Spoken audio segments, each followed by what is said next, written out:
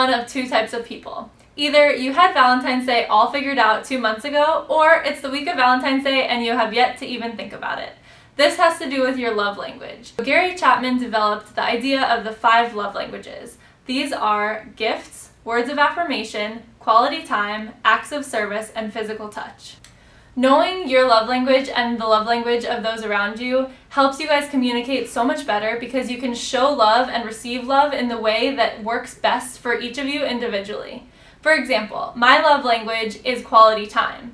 So knowing that, my husband can do things to spend time together to help me to feel love in the best way. And I know that his love language is words of affirmation, and that's not something that comes naturally to me. So I work even harder to show him words of affirmation to help him to feel loved in the best way that he can. In light of Valentine's Day, here are some ideas on how you can use the love languages to make this Valentine's Day even better. As I mentioned, my love language is quality time. So something that's a really great gift for people whose quality time is their #1 love language is experiential gifts. Actually, you can just look on Groupon and click on the tab Things to Do, and there's a whole list of all kinds of ideas in your area where you can just check out all kinds of things to do, and that's a great way to show someone you want to spend quality time with them and give it as a gift for a special day like Valentine's Day. For people whose love language is words of affirmation, like my husband, something that can be so nice for them is writing a letter, showing them and telling them how much you love them and the reasons why you love them. Something that you know they're going to really appreciate because it's affirming their goodness and how much you love them through those words that they receive so well and feel so loved by. For someone whose love language is acts of service, a really great gift for them this Valentine's Day could be a homemade coupon book. In the coupon book, you could put things such as doing the dishes, doing the laundry, picking up the kids from school, something that you wouldn't normally do but would be a really great way to show them that you're serving them and loving them through that. Another example would be if they've been saying something like they've been meaning to clean out their car or something big like that, you could surprise them by cleaning out their car for them, and what better way to serve them and love them by doing that. Since we're talking about giving gifts for Valentine's Day, we're going to end with the 5th love language, which is gifts.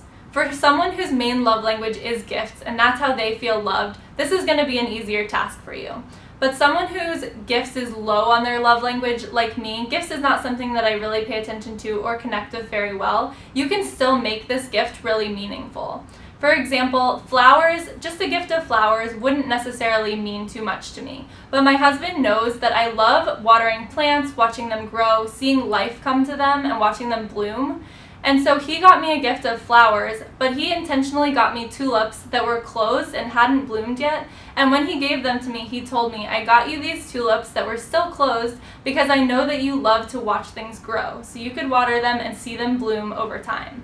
And that was so meaningful to me because I knew that he intentionally thought of what I liked and why I would like these flowers specifically. It wasn't just any flowers off the shelf, but he thought of me and he loved me well through that gift. While you've been watching this video, you might have realized what your love language is. We tend to recognize how we want to receive love.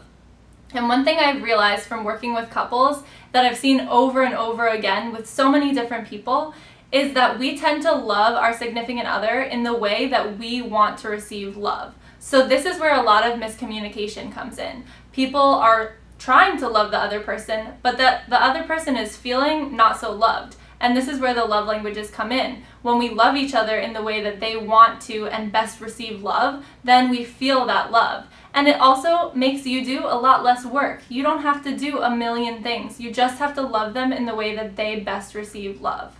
So I want you to go online. There's a short 5-minute quiz that you can take to find out what your love language is, and your significant other can take it and tell you what their love language is.